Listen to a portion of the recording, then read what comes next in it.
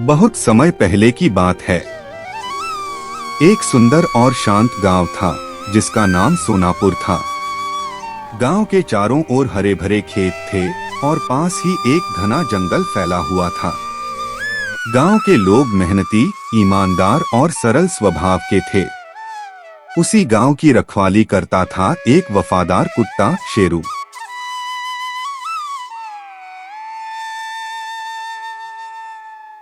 और जंगल में रहती थी एक बहुत चालाक लोमड़ी चालती।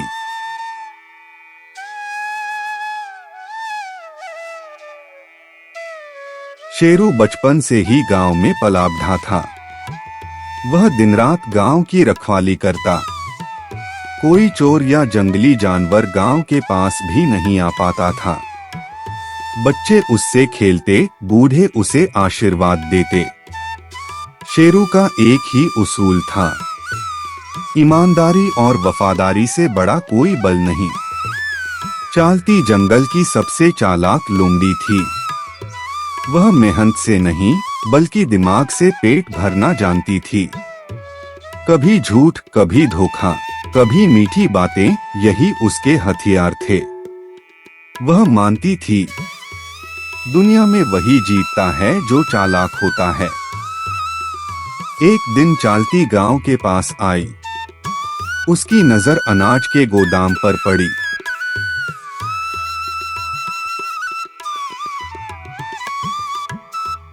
शेरू ने उसे रोकते हुए कहा, यह गांव है, यहाँ चोरी और चालाकी की जगह नहीं।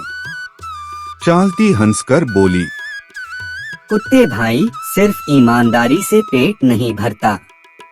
उस दिन से चालती ने शेरू को अपना दुश्मन मान लिया। शेरू ने भी ठान लिया कि वह लोमड़ी को गांव को नुकसान नहीं पहुंचाने देगा। चालती ने जंगल के जानवरों को भड़काना शुरू किया। गांव वाले जंगल का हक छीन रहे हैं। कुछ भोले जानवर उसकी बातों में आ गए। धीरे धीरे खेत उजड़ने लगे। गांव के लोग चिंतित हो गए। शेरू ने सबको भरोसा दिलाया, जब तक मैं हूँ गांव सुरक्षित रहेगा। चालती ने अफवाह फैला दी कि शेरू सिर्फ खाने के लालच में गांव की रखवाली करता है। कुछ लोग भ्रमित हो गए, लेकिन शेरू शांत रहा। गांव के बुद्धिमान गधे धिएरू ने कहा, सच को साबित करना पड़ता है। शेरू ने निश्चय किया कि वह बिना झूठ बोले चालती की सच्चाई सबके सामने लाएगा। शेरू ने चालती से कहा, चलो मिलकर गांव और जंगल दोनों के लिए काम करें। चालती लालच में आ गई। शेरू ने जानबूझकर कहा कि रात को गोदाम खाली रहता है। चालती चोरी के इरादे से तैयार हो गई।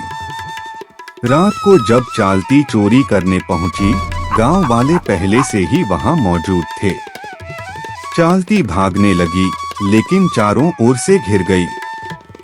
गांव वालों ने कहा, इसे सजा मिलनी चाहिए। शेरू बोला, सजा से ज्यादा सुधार जरूरी है। चालती को आखिरी मौका दिया गया। उसे वादा करना पड़ा कि वह अब धोखा नहीं देगी। समय बीतने लगा। चालती ने मेहनत सीखी। शेरू ने क्षमा करना। गांव और जंगल में शांति आई। दोनों ने मिलकर समस्याएं सुलझाईं। एक दिन शिकारी जंगल में आ गए।